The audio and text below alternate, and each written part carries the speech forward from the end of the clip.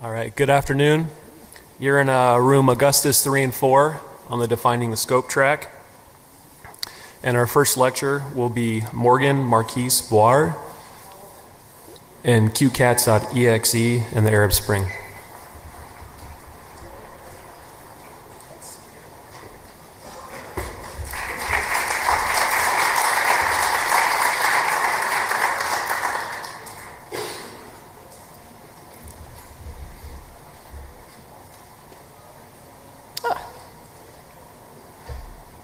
So, hello, and welcome to CuteCats.exe and the Arab Spring. My name is Morgan Marquis-Boire, and I work on the Google Incident Response team. Today, however, I'm not here to talk about Google, but to discuss what appears to be the systemic use of phishing and surveillance malware as a means of suppressing dissidents during the so-called Arab Spring. Before I start, I'd like to point out that this is work that I've done mainly with the Electronic Frontier Foundation in San Francisco and with the Citizen Lab, which is a human rights, digital media, and global security think tank at the University of Toronto. So without further ado, CuteCats.exe and the Arab Spring. The title of this presentation refers to a revolutionary wave of demonstration and protest occurring around the Arab world that began in December 2010. And also to a theory developed by Ethan Zuckerman in 2008. So Mr. Zuckerman postulated that most people are not interested in activism, but mainly use the internet for surfing pornography and lolcats. The tools that are developed for these activities, such as Facebook, Twitter, Blogger, etc., are nevertheless very useful to social movement activists who lack the resources to develop dedicated tools themselves. So he then goes on to stipulate that subsequently this makes activists more immune to reprisals by governments than if they were using dedicated activism platforms, because messing with people's cute cats and pornography provides a far greater outcry than shutting down obscure activist resources. So my corollary theory, which is the CuteCats.exe theory of digital activism, which is once a platform attracts a critical mass of activists, that platform will be used to target them. So I'm sure many of you heard people describe parts of the Arab Spring as the Twitter revolution or the Facebook revolution. I don't necessarily agree with those phrases, but they reflect the usefulness of the platforms Ethan Zuckerman describes in the organization of social movements. People that orchestrate surveillance campaigns are also familiar with this idea. And so unsurprisingly, the targeting of dissidents across several countries involved in the Arab Spring, the targeting has played on the usefulness of Facebook, YouTube, Twitter, Skype, and other popular platforms. So, as everyone is probably well aware, there has been an extended period of unrest in Syria. Protests began in January 2011 and spread into a nationwide uprising. Since then, the Assad regime has deployed the Syrian army to quell the uprising, besieging several cities. However, as of the present day, this conflict is still ongoing. Shortly before the beginning of the physical conflict, shortly after the beginning of the digital conflict, a campaign was started against the opponents of Assad's regime.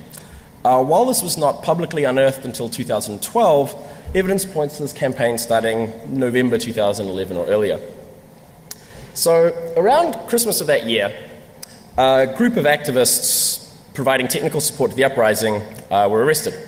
One of their number remained unimprisoned, received a Skype message from one of his friends who had been captured, advising him to install a useful tool which would enable him to disguise his online identity from the regime's surveillance. Unthinkingly, he installs the software and then realizes upon reflection that this was probably not a great plan. He called to external agencies for aid, and analysis of his machine revealed that he'd been infected with a remote access Trojan, which provided significant capability for surveillance of its victims. It allowed for logging of keystrokes, streaming remote view of his desktop, the ability to watch him through his webcam and listen to him through his microphones, as well as the ability to execute arbitrary programs. In addition to this particular Trojan, the machine was found to have been twice previously compromised several weeks earlier by the same actors. So, analysis of this computer and the malware continued through January, and on February 17th, CNN announced that computer spyware was the newest weapon in the Syrian conflict, and discussed the widespread hijacking of activist accounts and credentials, as well as the targeting of dissidents. Since this article, we have been able to track multiple persistent campaigns targeting opponents to the current regime in Syria. Their preferred methods involve targeting dissidents via Skype accounts of compromised friends, as well as targeting them through social networks used to organize the revolution. So for instance, Facebook was a platform which was banned in Syria until February 2011. It has many pro-revolution forums and the profiles of prominent members of the Syrian opposition. In early April, the Facebook page of Bahrain Galioun, a professor at the Sorbonne in Paris, and the leader at the time of the Syrian Opposition Transnational Council, was hit with a phishing attack. This led to his almost 6,000 friends and any visitors to his page being led to this website. So this is obviously designed to look affiliated with Facebook and offers a download under the words Facebook security. Unsurprisingly, this download is malicious software with keylogging functionality. The malware was hosted on this compromised site, which was found to be hosting multiple Facebook phishing campaigns by the same actors, such as this one and this one. And while their campaign is noteworthy, both due to the compromise of Bahrain Galioun and their terrible ability to mock up Facebook pages that don't look really legit, there have actually been a lot of campaigns hosted on hacked websites that have been documented over the last few months. While we've seen a steady stream of Facebook phishing attacks, we've also seen attacks focusing on Skype and YouTube. So many of you will have heard of the alleged recent suicide bombing of 3 senior military officials in Damascus. This campaign came out a couple of days ago. Emails were sent to Syrian pro-revolution mailing lists alleging that the site contained the final phone call of the Minister of Defense to his wife. It's been made to look like a Skype site, and when you click on this picture, it asks for your Skype credentials. So topical social engineering has been a feature of these campaigns. Earlier this year in March, someone started seeding pro-revolutionary forums on Facebook with these types of messages.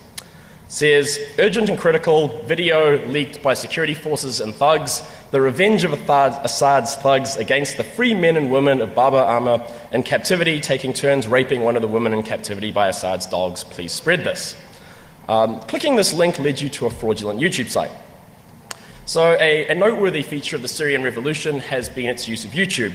There have been many grisly and distressing videos posted from the conflict detailing the ongoing violence occurring in Homs, Hama, and other cities. The ability to display to the world the conflict occurring in a country where foreign reporting is largely banned has been extremely important. As you can see, this is a somewhat accurate mock-up of the pro-revolution Syrian channels that have sprung up over the course of the uprising, the major difference being that this site was hosted on the server of a hacked British hosting company. On visiting the malicious website, users would be asked for their credentials in order to be able to post comments, and the site would inform the users that in order to view videos, they would have to upgrade their Flash software. Naturally, this Flash software was malicious and installed the surveillance malware I mentioned earlier, allowing remote listening and viewing of activities via their computers. This malware was sent data back to command and control domains inside Syrian IP space. And it's worth noting actually that all the campaigns I've documented so far have exfiltrated data into Syrian space, many of them to the same IP address. While this aspect of the campaign is not so stealthy, some of the social engineering employed has been quite compelling. This campaign featured malware which used the right-to-left override trick recently used by the Mahdi malware to masquerade as revolutionary plans for the formation of a high council after the revolution. Naturally, these documents install the remote access toolkit. However, they also displayed documents to the user which were purportedly intriguing and enticing and likely to be passed about by activists interested in their veracity. Another campaign by the same actors pretended to be a zero-hour plan for the city of Aleppo. Again, the purported documents installed a Trojan, however, they provided extensive documentation likely to be distributed by dissidents among their networks. It's not only political events that have been used for social engineering. Skype is used quite extensively by activists who distrust the country's telecommunications infrastructure. At the beginning of May, it was widely reported that Skype leaked your IP, and by extension, could potentially allow the tracking of your physical location. Playing on the concern of dissidents, the same actors began distributing Skype encryption software which would allegedly alleviate this problem. Note that this software does not actually encrypt phone calls. In addition to displaying a GUI rife with tragic abuse of Comic Sans, this installs the same surveillance malware discussed earlier. This malware was Dark Comet. This is a remote access toolkit which became associated with the Syrian revolution. Perhaps because of this, the author of it announced a couple of weeks ago that he would stop producing and distributing it. At a similar time, although not necessarily because of this, we've seen these groups in Syria move to the use of Black Shades rat. Since the demise of Dark Comet, we've seen 3 variants of Black Shades in a row used by So I'm really not very inventive when it comes to naming, so I don't have any scary names for these guys. But this group used ALOSH66 as a prefix for 4 of their CNCs. And so a distinguishing feature, predictable C2 naming convention.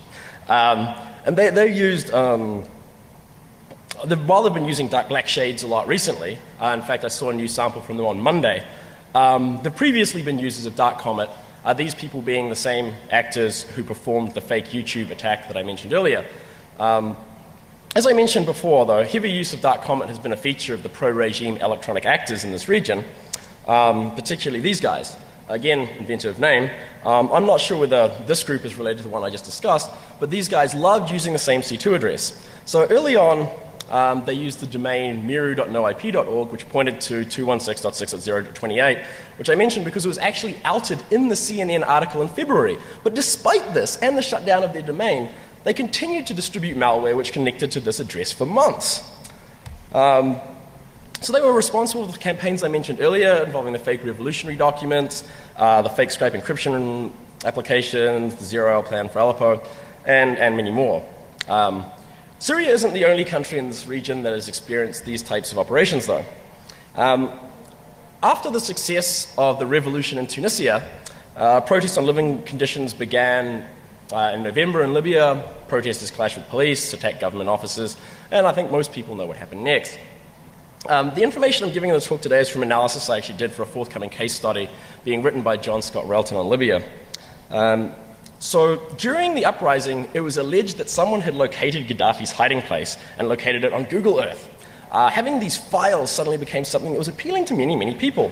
One of the not completely understood adversaries of the Libyan opposition figured this out and created what were allegedly self-extracting files of these types of data. This malware was targeted at the Libyan opposition fighters using Skype accounts of compromised friends. This particular piece of malware was used to compromise a computer located in one of the key military operations rooms in Misrata where decisions were being made about targeting and military strategy. This malware acted as a keylogger, and the same C2 domain was used as several other samples discovered in this region during 2011. So, Bahrain. Protests in Bahrain started on 14th of February and were initially aimed at achieving greater political freedom and respect for human rights. Unrest continuing to the present day. There's been, imprisonment of human rights campaigners and police crackdowns and so forth. In addition to this, without drawing any correlation, there has been an information operation involving more advanced malware than any that I've discussed today so far. So in a campaign discovered in April of this year, malware was sent to activists via emails, ostensibly from reputable figures containing political content pertaining to the uprising. The samples I've seen masquerade as images or doc files, and when they're opened, they display a picture to the user as expected. However, they also perform additional operations. They install a multi-featured piece of surveillance malware, which allows for the harvesting and exfiltration of many different types of data, including screenshots, keystrokes, Skype calls, and more. It utilizes a virtualized packer to avoid identification and analysis, and contains many tricks to crash debuggers and bypass antivirus software. Data is exfiltrated to an address in a range owned by Batelco, Bahrain's main state-owned telecommunications company. While the malware contained many techniques to frustrate dissection, persistence revealed this. So in the memory space of an infected process, what appear to be debug strings featuring the word FinSpy were discovered. According to documents leaked by WikiLeaks, FinSpy is allegedly part of an intrusion monitoring suite called FinFisher. This toolkit came to public attention after the Egyptian revolution when documents of the state security apparatus were scrutinized.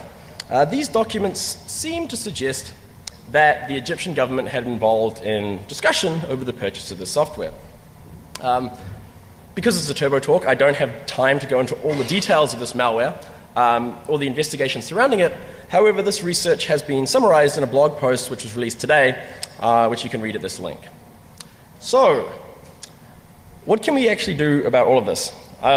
So, letting people know that there's stuff going on is really important, which is why you have blog posts. If people know they're targeted, they can do smarter things. If people in general know what's going on, they can be better educated. Also, the theory is that if you know this stuff is going on, you can come to Black Hat, to the security community, and give a talk about it so people that are smarter than you, or well, smarter than me, will think about these problems and come up with creative and novel solutions. So thank you. I'd like to thank these people because they're great. And questions?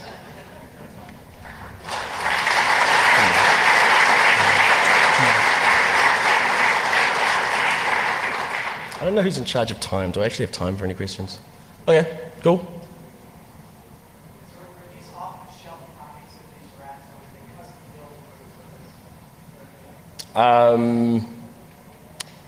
They've all been built by a builder. I can't comment on whether that builder was custom modified or not.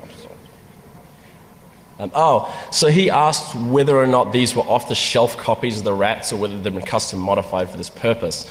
So I haven't actually, some of these require purchase, and I haven't actually purchased them, so I can't comment on whether or not. Anyone else? Otherwise, we'll be on good time for the next 2 turbo talks. Great, thank you.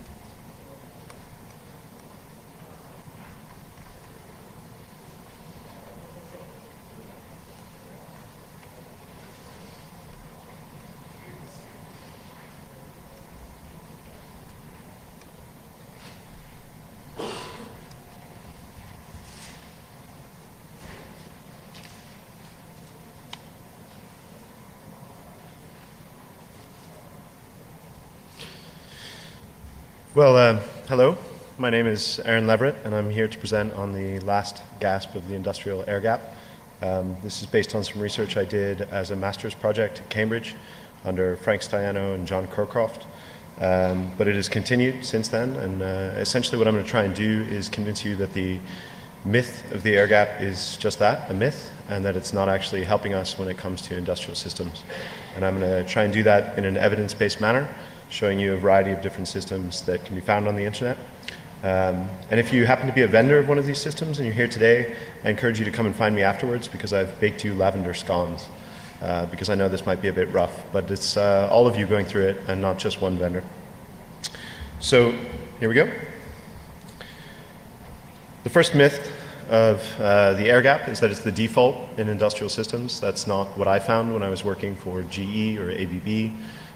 There are a lot of connections that must be made for updates, for alarms, for all sorts of things on industrial systems.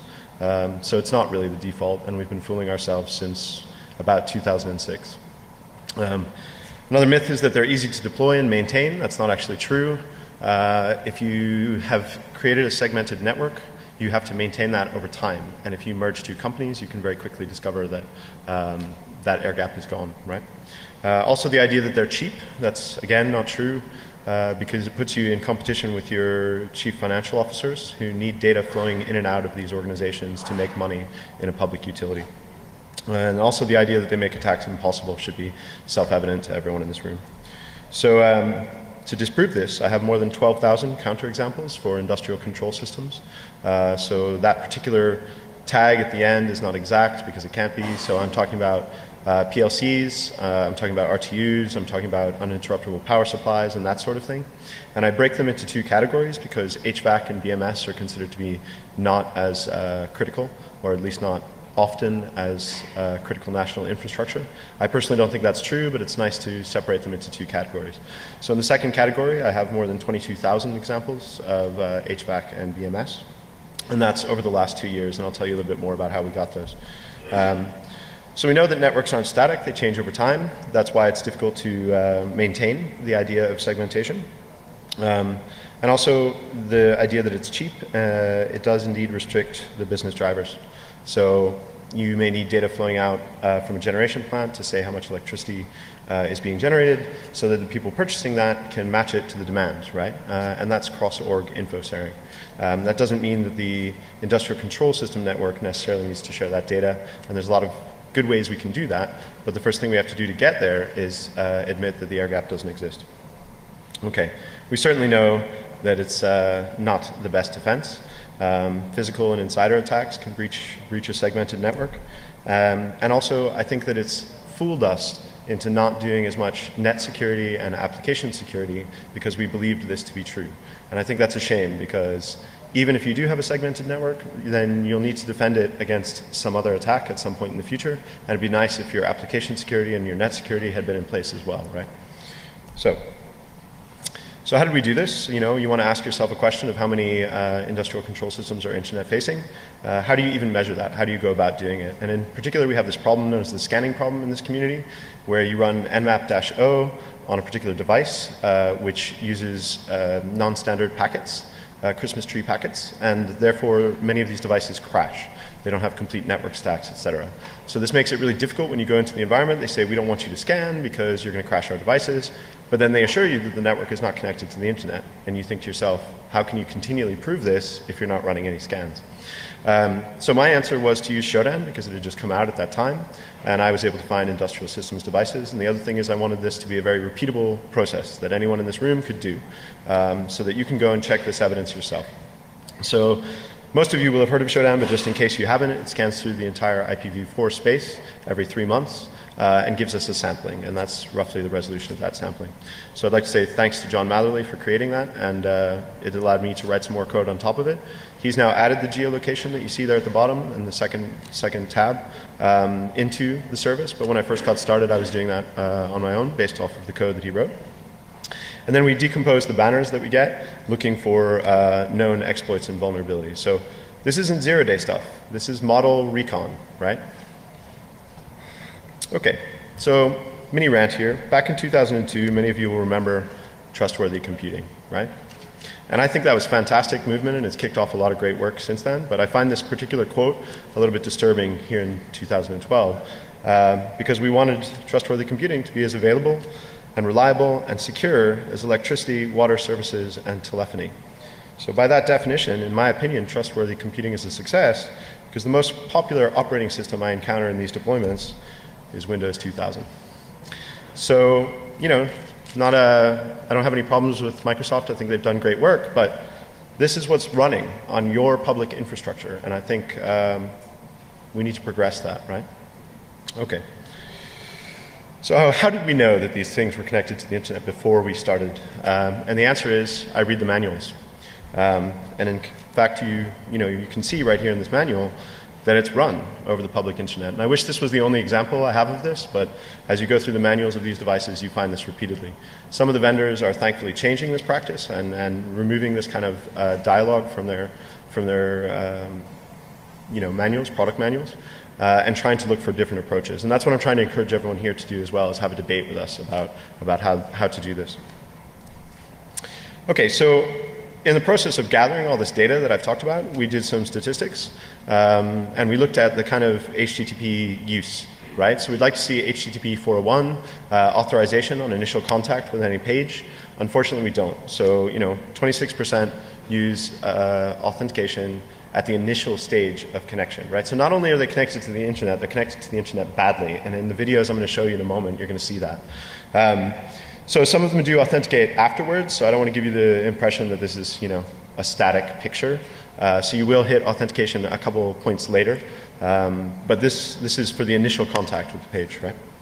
And these pages are predominantly logins or configuration points on these devices.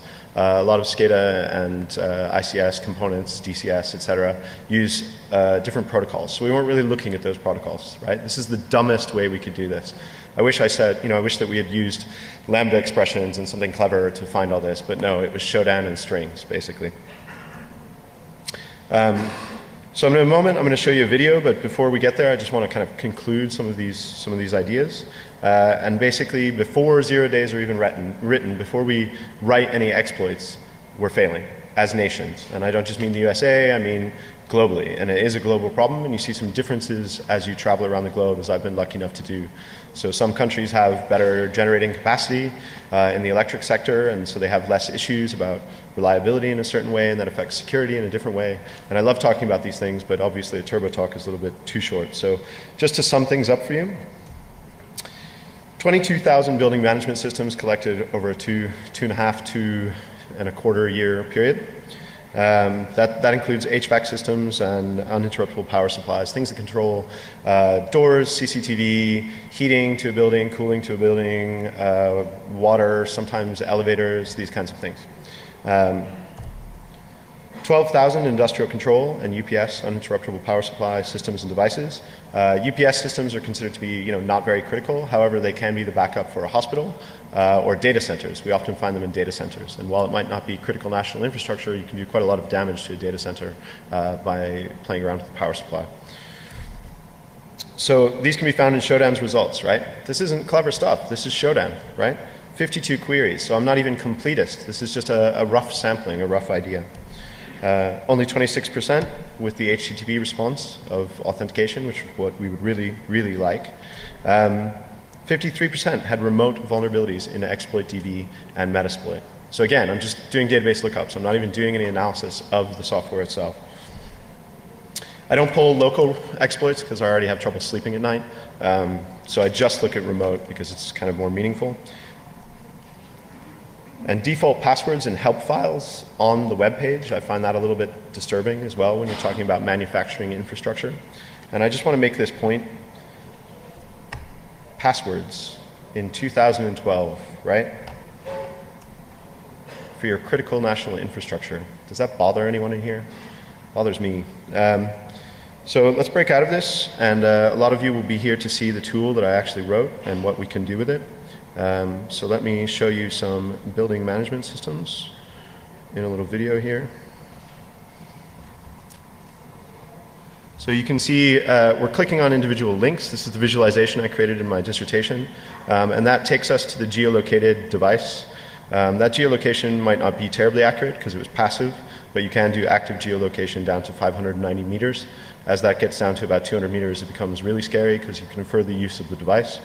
You can see a little window there in the middle as I scroll along. So the results are appearing and disappearing based on a 3-week window that they appear in Showdown. You can see that we've stored the known vulnerabilities in that data. So this is for Daffy's department store. This is a tax center. Okay, it's not critical national infrastructure, but it's a store, and you have some access to the building management system of that store. And this is an nylon controller, sometimes used in lighting. This is from a company called Tritium. Billy and Terry did some great work on this recently. You'll notice that it's attached to a university. And we can go in and have a look at the page, and here we have MD5, client side, as the authentication for a building management system. Now you might think, university, so what, no big deal, that happens to be near here. Turns out this university is teaching nursing and doctoring, and so I consider that to be kind of serious stuff, even though it's just a building management system. So moving on from Tritium, because it's not just one vendor, it's many vendors. Here we have Siemens with their OZW775. Another controller, I found one of these in Cambridge that was controlling the sprinklers to a library that had 17th century manuscripts. You can see that this has alarms unauthenticated, so we get some idea of the data. And here's another building management system.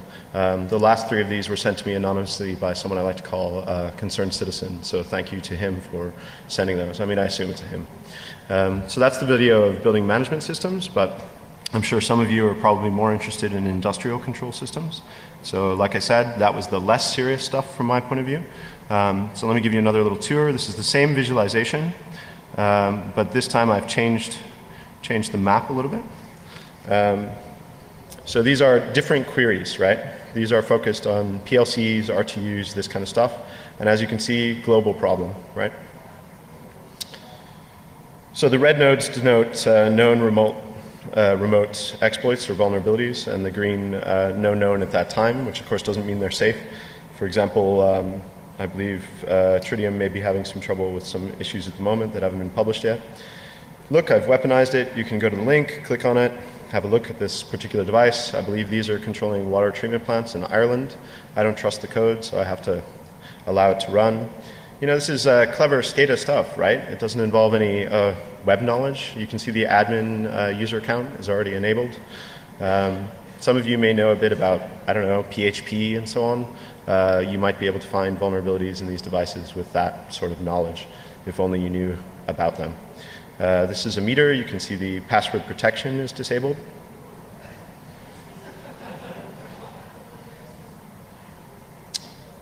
This is a Moxa serial device server. So these are Ethernet to serial converters. They disclose quite a lot of information, again, without any authentication. I want to make it clear I never attempted authentication with any of these devices. If presented a prompt, I stop. So basically, I'm web browsing, right? That was an industrial Ethernet switch. This is another type of device. Justin Clark found a backdoor in this device using the MAC address to calculate a password. That wasn't informed, or the customers were not informed of this, and you can see the MAC address published on the page, right? Yay, we have to authenticate. This is one of the good ones. Siemens Sematic, as you know, looked at by Billy Rios and also found by Professor S on the web. So an HMI is a human-machine interface. It's basically the display to the user control engineer. This is an Allen Bradley PLC. Again, as I said earlier, I don't trust other people's code, so I'll have to allow this to run. But for your pleasure, for your viewing pleasure, we'll run it. So you can see there's a bit of information disclosure about network and configuration and so on. And then, yay, we're presented with authentication. That's great. That's a good start. And again, I don't want to pick on any particular vendor. You know, here's Schneider, because this is broadly the practice of an entire industry. And I think it's not really fair to just go after Siemens or any of the others. This particular device is showing a view of a facility in Germany. I don't know why. And this is another example of the device. These are found more often in Europe. This is another reason to do this work globally, because you find some devices used more heavily in certain countries and certain sectors than they are in other countries. So you learn quite a lot about that. And finally, at the end, I won't say who the maker of this is, but you can see the stuff written at the top is, I believe, Turkish, and we translated it just to see what it was. And it has the very comforting phrase, mineral resource drip remote monitoring system. You know, I don't know about you, but I'm slightly uncomfortable with these things being on the web using HTTP. So that's my talk. And if you have any questions, then please come and find me later. And as I said, I have baked some lavender scones for all the people featured in this video. And I mean you no harm. We just need to improve things. That's all I'm trying to say.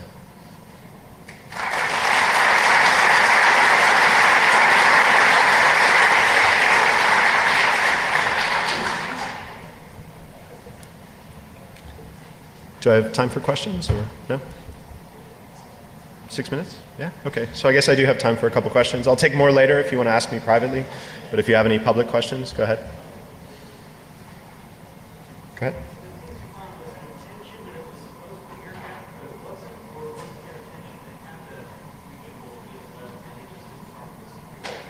So the question is, can we determine intentionality in the devices that we found? And you know, meaning, did they mean to put it on the web on purpose, or was it accidentally exposed in some way? And the answer is, we can tell to some degree. So for example, if it's got a host name, which you can see in showdown results, then you know they kind of did it on purpose, right? Occasionally, when you're looking at a device, you can see that it's got a local IP address, and then you know that it's been taken through a firewall, you know, on the config page. But we can't do that uniformly across all this data set. So it's really difficult for me to turn around and say, 30% of these were on purpose and 70% weren't. However, in individual cases, you can see that, right? In my opinion, a lot of these were put on the internet on purpose, but without really realizing the risk that they were putting their business or organization or whatever to. A lot of times in process control environments, the goal is to keep the system up and running at all costs. And there's not always thought about the longer term consequences. Although I find these engineers to be very clever and very caring about lots of important stuff, this is new to a lot of them. Question?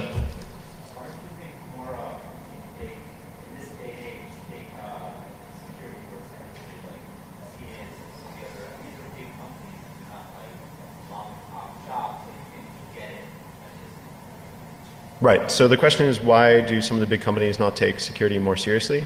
I think they're beginning to, and I'm seeing evidence of that, and I'm very pleased about that. But that's one of the reasons I'm here today to talk about the air gap.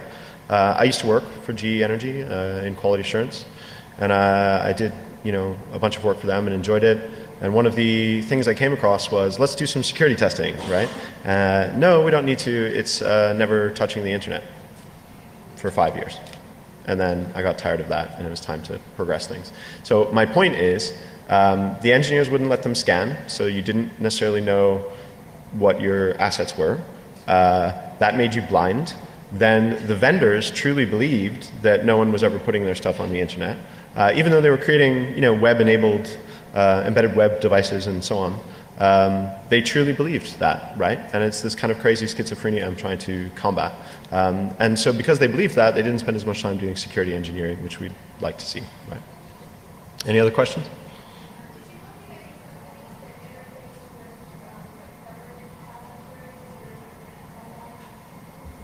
So the question is, did I look at companies that integrated with government power grids and so on? So some of the uninterruptible power supplies could be related to government buildings. It's hard to tell, especially when I've just got like IP address and host name and so on. So I didn't go specifically after any companies that did that. Like I said, I'm trying to paint a picture of the industry as a whole instead of picking on anyone.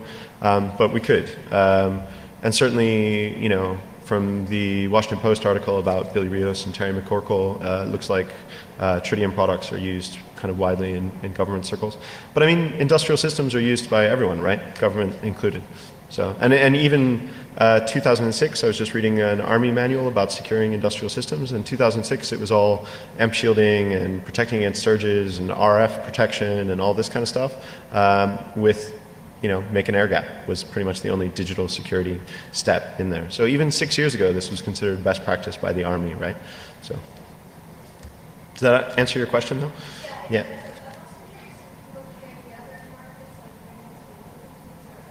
No, and in fact, if I have the chance to inspire people to do something with Shodan, please do, because you could look at financial companies, you could look at almost whatever you want in there, and it's a little bit of a snapshot of the internet. What do hackers fear most? Getting caught in a log somewhere so that someone comes and knocks on their door. One of the things I like about Shodan is it kind of reverses the problem. Companies and governments and so on can now get caught in a log somewhere, and we can show what's going on. So yeah, you could look at financial companies if you wanted to. Any other questions? I think I've used up my 6 minutes, so thank you very much again.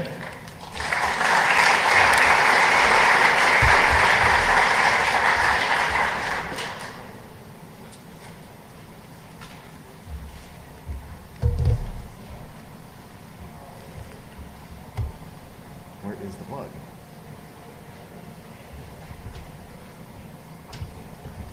Am I missing the plug here?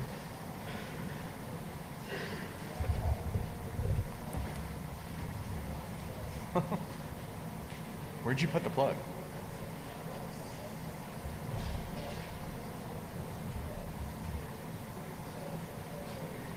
Paul, you know where it is? Someone was up here earlier, but not someone. DB25. There, drop down. Thanks.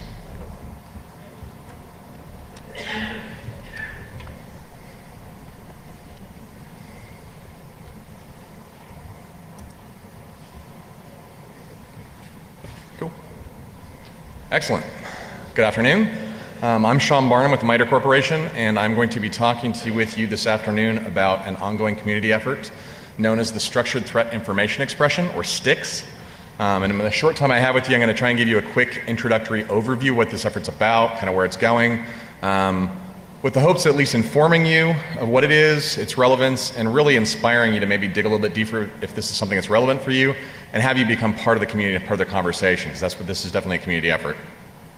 So to start out, or actually I should say, if you were in Sean Henry's keynote this morning, I didn't talk to Sean ahead of time, but his talk was about as perfect of a setup for what this is targeting as I could have possibly dreamed of. So you'll see a lot of parallels with what this effort is looking to do and some of the key drivers with the stuff that Sean talked about this morning.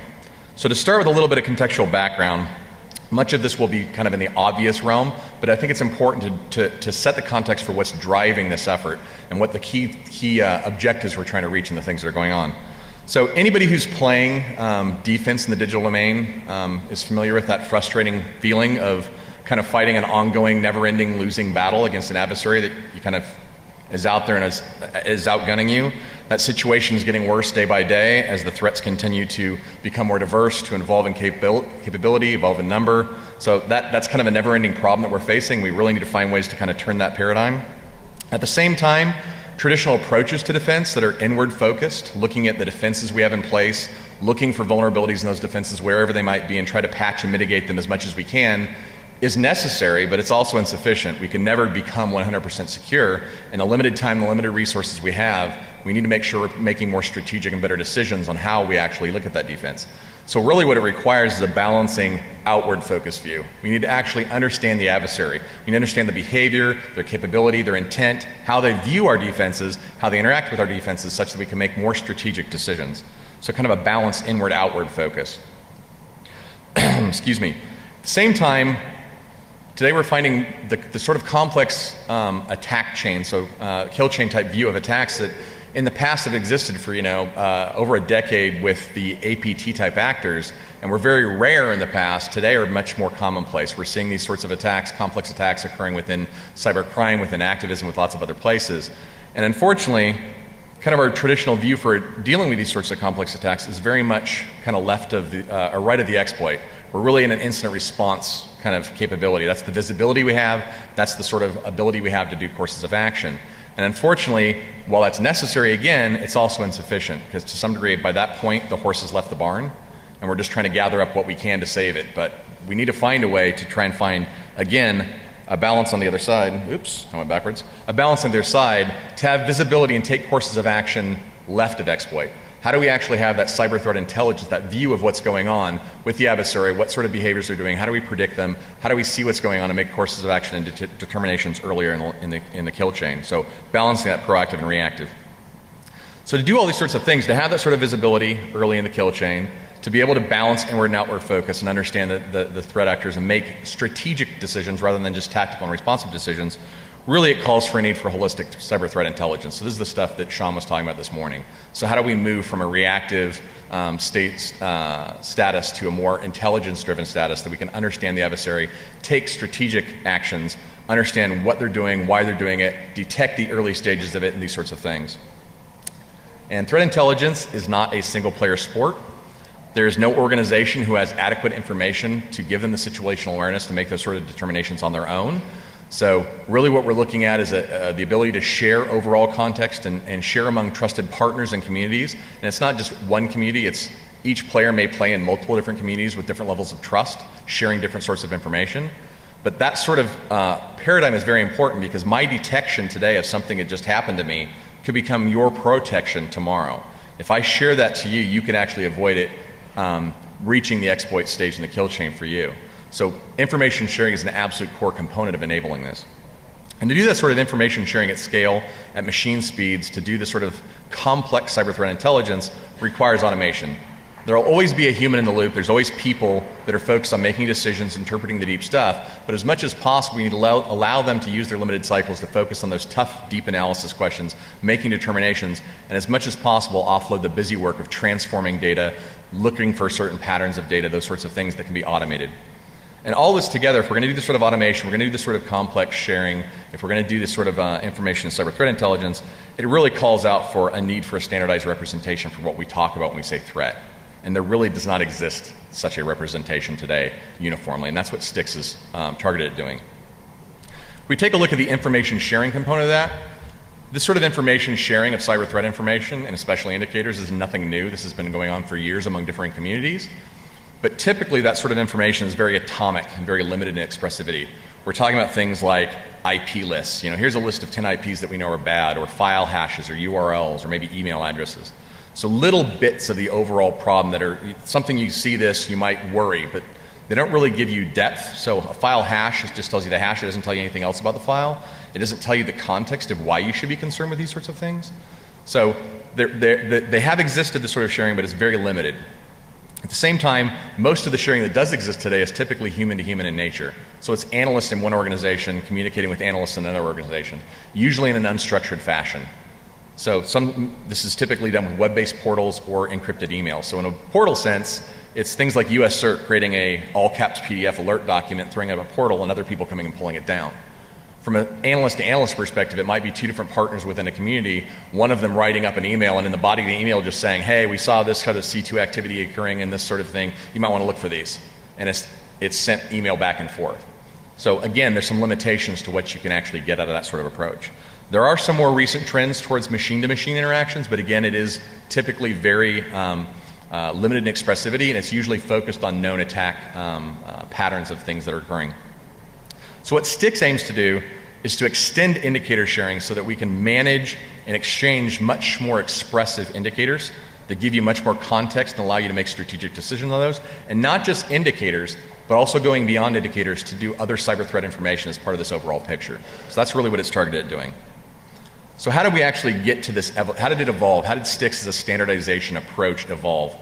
It really started about 12 years ago with the CV, which I'm sure most of the people in the room are here familiar with, which was an attempt to try to standardize how we identify and reference publicly disclosed vulnerabilities in packaged software. So how do we do that? So there's a standardization efforts on the vulnerability side. That's great from an IT management perspective. Do I have software deployed in my environment that has these sorts of issues? How do we do those? That evolved into the CWE, the Common Weakness Enumeration, which is an abstraction off those vulnerabilities to what are the weaknesses and characteristics, the things that were done in software systems and networks that could actually lead to vulnerability. So in this way, we could identify this sort of stuff, mitigate it, and hopefully prevent it before it ever becomes something that shows up in CVE. That in turn led to kind of that balanced inward-outward focus, an outward focus in a standard called CAPEC, which is a way to characterize common attack patterns, or the way that attackers viewed the systems and what sort of weaknesses they would go after, what the sort of actions they would take. So that's the kind of initial balance, and that was the initial piece of the standardization kind of on the threat side, and that occurred about 6 years ago, first came out, it's still out there right now. But those sorts of patterns are inherently abstract, and there's a need to get a little more detail and actually also characterize automation of attack, and that led to a standard called MIKE, which if you're familiar here is a language for characterizing malware behavior, so describing how malware acts. And CAPEC and MIKE both together kind of started to flesh it out, but they actually had an underlying need as part of what they were doing to have a standardized representation for this concept of cyber observables. So what are the events or the stateful measures in the cyber domain, things like file hashes or an event like an HTTP GET being received? These sorts of things are absolutely core to being able to describe the actions of malware. They're also important if you want to adorn attack patterns and you say an attacker does a certain step, what would that look like in the real world? So out of this grew a standard called CyBox for representing cyber observables in a standard way. CyBox has been used for those uses. It's also currently a key piece of an ongoing effort to standardize digital forensics analysis results of these observables and using that as a piece.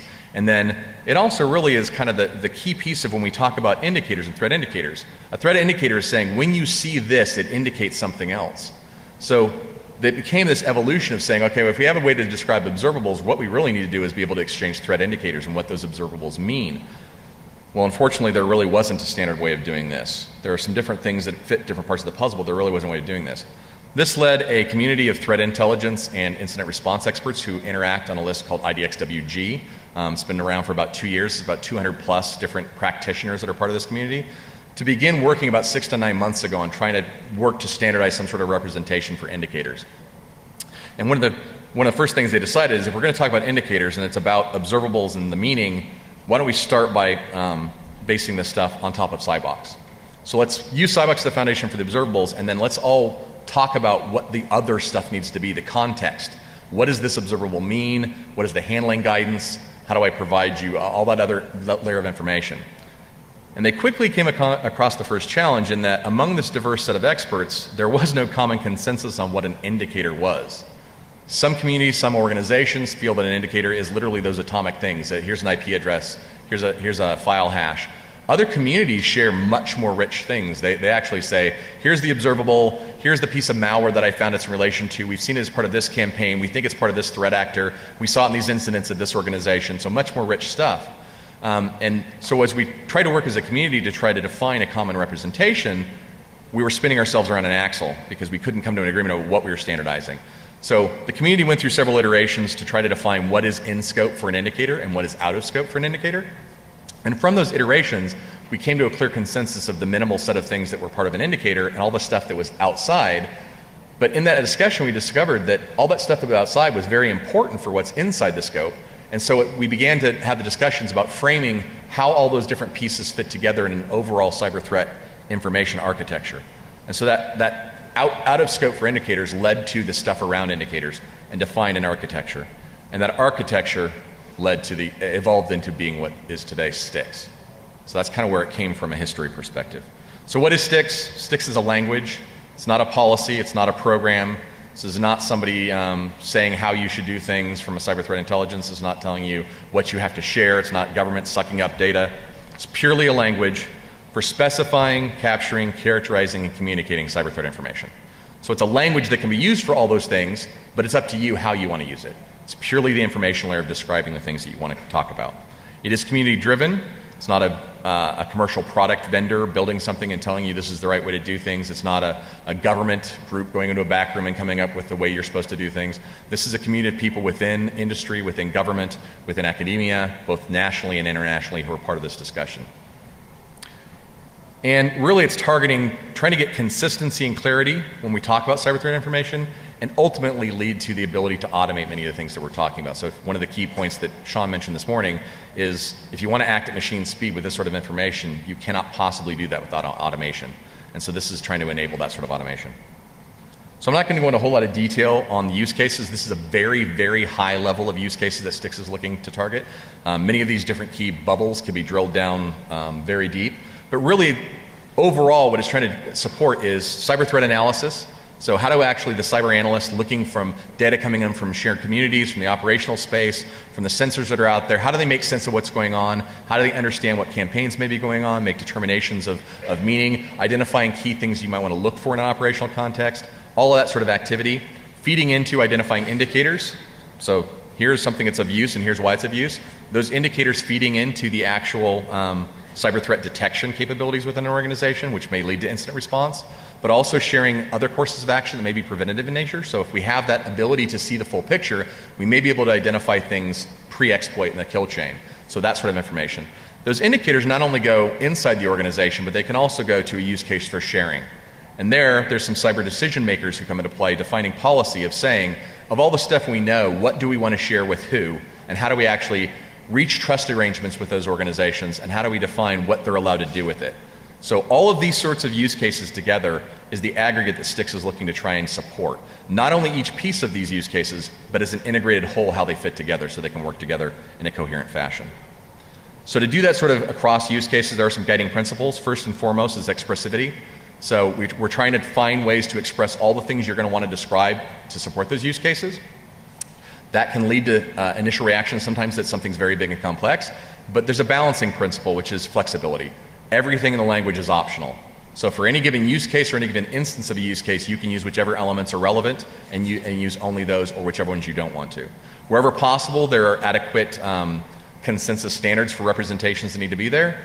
We try to integrate those in, so we integrate in a wide range of different standards, including many of the ones I just named in the history of this stuff.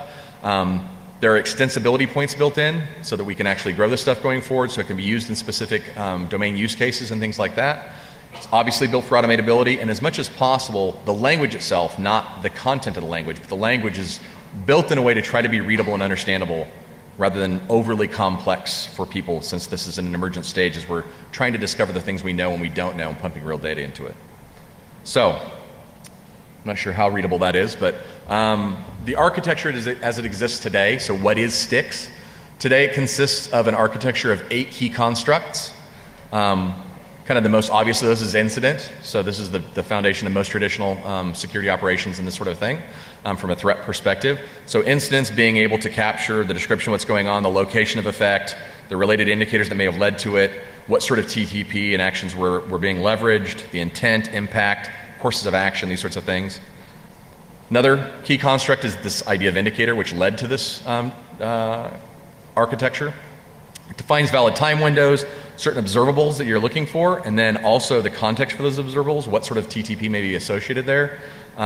You can assign certain indicators and adorn them with kill chain references for where that's done. You can also capture inside of here structured mechanisms for testing for these sorts of observables. So if there are observables dealing with network type stuff, you can do snort signatures, URS signatures, oval, whatever you want inside of these things. It's also about, obviously, the observables. It's about TTP, so a common structure for describing this concept that's been around for a long time of TTP. But whether that be behaviors in the form of attack patterns, malware, exploits, whether that be resources and the tools that are used by an adversary, whether it's the infrastructure being used, targeting information, who are they going after, is it certain individuals, organizations, certain kinds of information systems, all the sort of thing, as well as references to what sort of exploit targets they're looking to affect. So that's the other key one of the other key constructs here. So from a vulnerability perspective, is it CV references, OSVDB? We also incorporate CVRF, so you can actually define 0 days and other things that haven't been reported. Weaknesses, configurations, and then references to potential courses of action.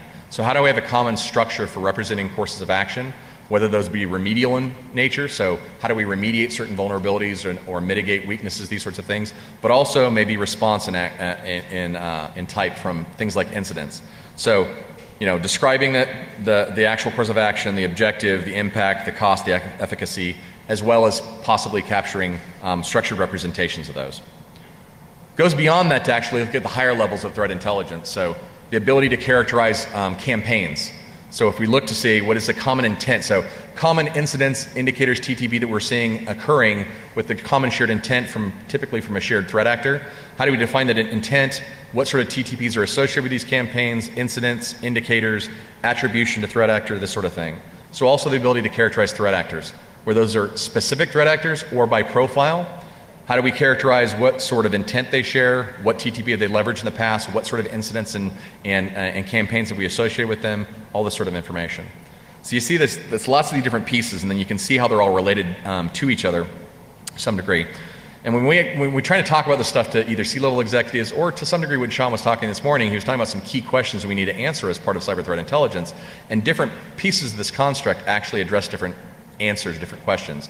So observables help us define what we're looking for. Indicators basically tell us why we should care about those things we're looking for. Incidents tell us where they've been seen before. The TTP structure allows us to say exactly what was the adversary doing. Exploit target allows us to say what were they going after and looking to attack. Campaigns tell us why they were doing it, what were they trying to do.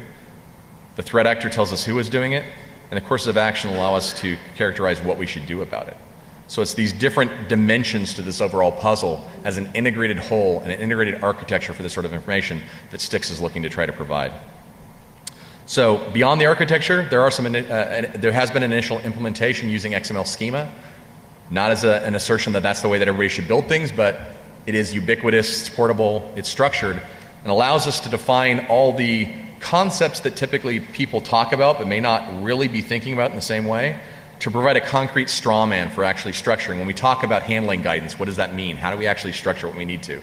So it provides that straw man that we can all talk about things and refine and build on things. It also provides a practical structure for early real-world prototyping and actually doing proof of concept implementations. And there are several of these that are ongoing right now for doing this sort of a thing as well. Overall, we want to plan and iterate to use real-world data, discover where there's gaps, discover where we need to refine and fix things. Can you do that? Eventually, when we reach a point of stability, we will abstract from that XML implementation and define a specification that is independent of that specific implementation. And then that that specification could then be drilled down into various other implementations, whether those be semantic, RDFL, whether they be JSON, whether they be protobuf, thrift, whatever else you might want to do. And as long as those are based on the same semantic specification, they should be interoperable with minimal transform between them. So depending on what sort of protocol stack, what sort of technology stack you want to go with, you could actually do this. So adoption and usage, this is still early. So I said 6 to 9 months ago is when we started talking about indicators. Styx as an actual implementation has only been around 2 months. I just received public release to talk about this last Thursday.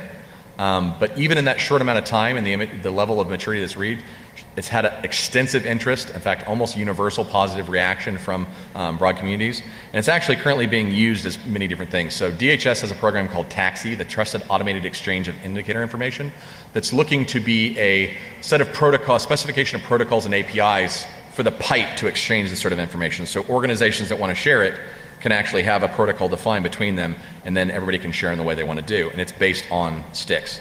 The US CERT strategy for how they handle incident response and threat data and how they share it out is currently based on sticks, and they're looking to integrate it further into what they're doing.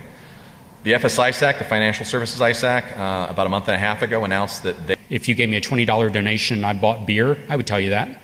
You know, and if that encouraged you to not donate again, it's something we'll live with. Yeah, that's the thing. We'll tell you exactly what's going on, and we'll live with the consequences. Any other questions?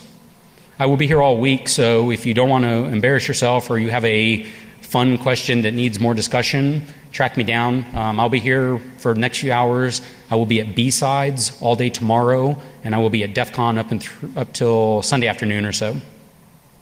Until then, expect us eventually.